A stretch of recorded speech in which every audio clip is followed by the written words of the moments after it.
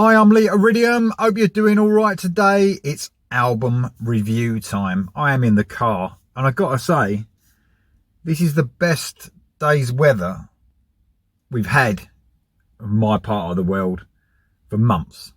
It's absolutely lovely today. The shorts are coming out soon. So, sorry, I apologise for doing it in the car, this review, but I've said that I'm well behind with stuff I want to catch up on. So, this is the first thing. It's a band called the Defaced and their album Charlatan. Now, these are a Swedish band and this is heavy. I love this album. It's groove, thrash metal, I would say. If you want to think about the bands that I think that influenced this band, parts of Pantera, Testament, Death Angel, that sort of thrash metal that has more melody than a lot of other thrash metal. Anyone who watches the channel will know I don't talk about thrash metal an awful lot, but when I do, it's because it's melodic. There's not, you know, extreme vocals all over it. This is heavy, but sorry, I'm doing my tea as well at the same time. It's really heavy, but it's really melodic at the same time. So there's a couple of fast tracks on here, but mainly you sort of get medium paced sort of groove metal, brutal riffing, catchy choruses, very sort of short acoustic parts throughout as well, which are really cool throughout some of the songs. And like I said, those bands, I love all those bands I've spoken about. Pantera, Testament, Death Angel. But the singer as well, you know, when we're talking thrash or groove metal, I want to hear a singer sing. And that's what this guy does. It's very aggressive. You know, he's on that border, almost like, you know, Testament vocals, Death Angel vocals, where it's not sort of crossing that border into extreme shouting or anything. It's sort of aggressive vocals. Now, I do go through my favourite tracks on this album. There's quite a few to talk about. The opening track, Monochromatic Void. Now, this is sort of a brilliant medium to fast paced song, thrashy, frenetic verses. Then they change up with some ultra heavy chugging as well within those verses. Then after the second lot of verses, which is, you get a second round of them, that brilliant first catchy chorus comes in that sort of slows down half speed, making it ultra heavy.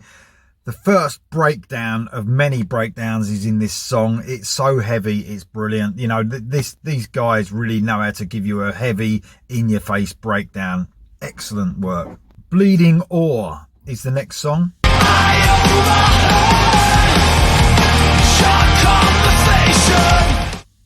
Some sort of chainsaw riffs go through the verses here, and it's even heavier because of the speed of the song. It's sort of medium pace, this one, slowed down a little bit from the first one. Another brilliant catchy bridge and chorus this time. Really shows how melodic this band can be. Apart from being heavy, of course, they're really melodic as well. The track is sort of broken up by an excellent unexpected acoustic section before going back into the heaviness. Really clever, you know, that touch where you weren't expecting it. You know, the sort of epic sort of stuff you used to get when, you know, when thrash was, well, it still is, but, you know, when you sort of listen to Master of Puppets or something like that, and you get the acoustic parts. That's what this band do sometimes, give you a nice little acoustic part. The next track I want to talk about is Celestial Display. So this is like a slower but really heavy track. Double kick drum over some heavy riffs in the verses before another huge chorus. There's no lack of melody at all here, which is just perfect for me. I mean, I love my music heavy, but I like it melodic at the same time. The heaviness is always there, but it's always melodic.